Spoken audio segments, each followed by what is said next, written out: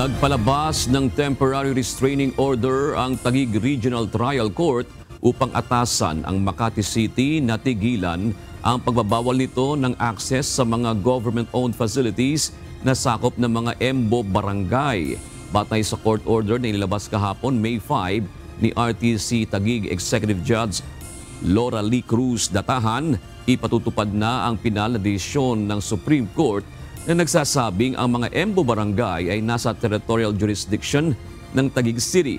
Kasama dito ang mga barangay ng Sembo, South Sembo, Kumembo, East Rembo, West Rembo, Pembo, Pitogo, Post Proper North Side at Post Proper South Side. Ang mga pasilidad naman na hindi pwedeng ipagbawal ng Makati ang paggamit ay ang mga health center, covered court, multipurpose building, daycare center, mga parke at iba pang government properties batay sa Proclamation No. 518 at 1916. Samantala sa opisyal na pahayag ng Makati LGU, binigyan diin na ang desisyon ng Supreme Court ay tungkol lamang sa jurisdiksyon at hindi ang pagmamay-ari sa mga lupa.